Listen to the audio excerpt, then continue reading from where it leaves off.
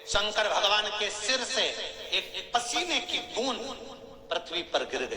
गिरते से एक धधकता हुआ अंगारा, लाल धधकता हुआ अंगारा ग्रह एक पुत्र के रूप में जन्म ले लिया। पृथ्वी से हुआ इसलिए मंगल कहला गया। धधकता हुआ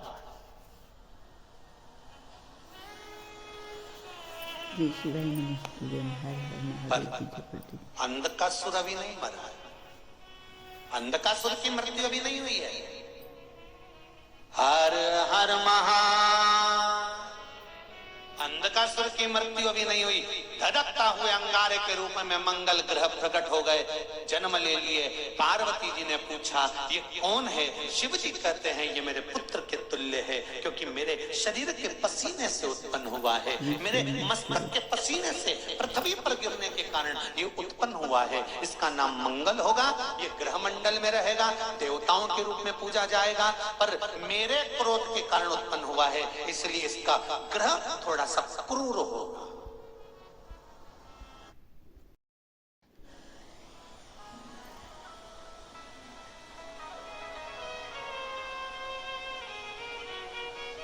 एक बात बहुत ध्यान से सुनिएगा। विवाह, शादी,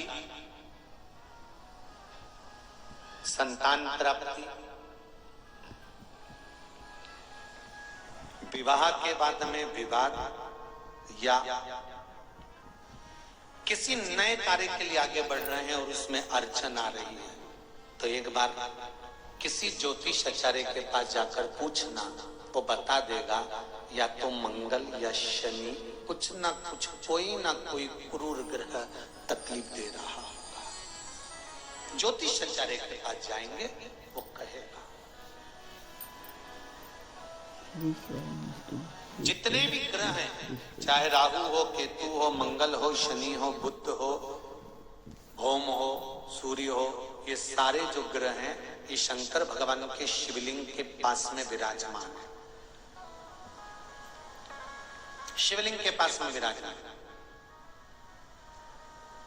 कभी मौका मिल जाए, विवाह शादी में देरी हो रही हो, या कोई नया कार्य चालू कर रही हो, या कोई सर्विस के लिए, नौकरी के लिए जा रहे हो और वो कार्य नहीं हो रहा हो, तो एक धतूरा, केवल एक धतूरा, उस धतूरे को फोड़कर उसके अंदर का फल निकालकर उस फल को शिवलिंग पर चढ़ाकर एक लोटा जल शंकर भगवान को समर्पित कर रही है। दिन होना चाहिए मंगलवार। कौन सा दिन होना चाहिए? मंगलवार। जम के बोलो जरा, मंगलवार का समर्पित करो। उसके बाद में आप विवाह के लिए अगर समर्पित करें हैं तो विवाह में देरी नहीं होगी। व्यवसाय और व्यापार के लिए या नौकरी के लिए समर्पित करें हैं तो उसमें देरी नहीं होगी। एक पत्र में आया है, सुन लीजिए, बड़ा सुंदर संवाद है।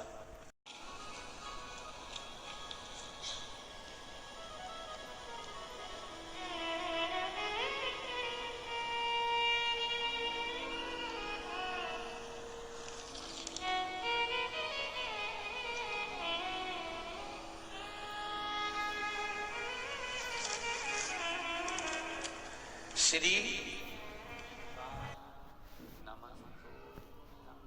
आराधना में तुम लीन हो। महाराज, दुनिया के लोग नहीं समझते कि शंकर पर जल चढ़ाने का क्या लाभ है।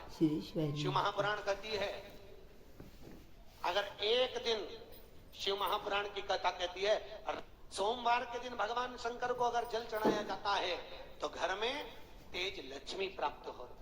क्या मिलती है? तेज लक्ष्मी।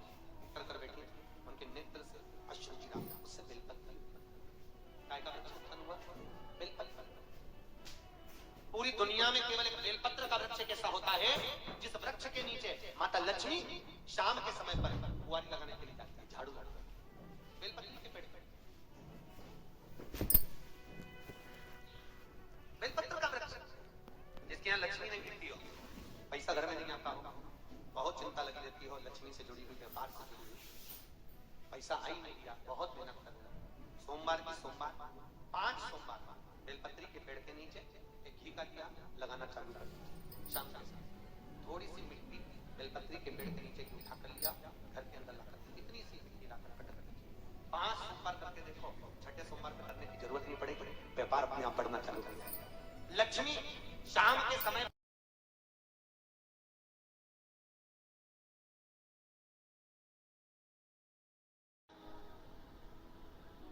जिस व्यक्ति के जीवन में धन, संपदा, वैभव, सत्ता, लक्ष्मी की थोड़ी भी कमी दिखती हो, उसको बेलपत्री के वृक्ष का पूजन चालू कर देना चाहिए। जाओ सोमवार के दिन बेलपत्र वृक्ष के नीचे जल चढ़ाकर, जल का सिंचन कर कर, उसी बेलपत्र के नीचे शाम के समय पर संध्या काल में, प्रदोष काल में भगवान देवाधिदेव महादेव गौरी शंकर का स्मरण करो।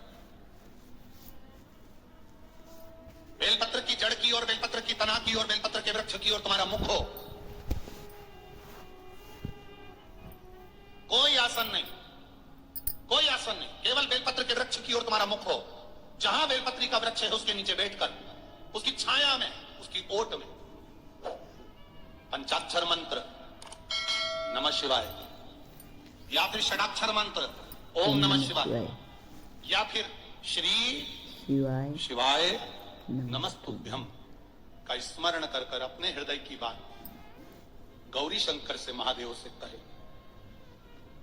शिव महापुराण की कथा कहती है 7 दिनों में एक दिन सोमवार का ऐसा होता है जिस दिन 33 कोटि देवी देवता बेलपत्री के वृक्ष के नीचे बैठकर भगवान शंकर और पार्वती का स्मरण करते हैं और शिव पार्वती उनकी झोलियां खुशियों से भरते हैं। देवता भी जिनका भजन कर रहे हैं वो बेलपत्री के वृक्ष।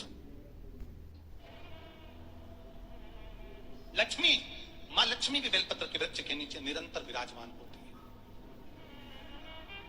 और आप लोगों से एक निवेदन करना चाहेंगे कि मनुष्य का शरीर जब तक रहे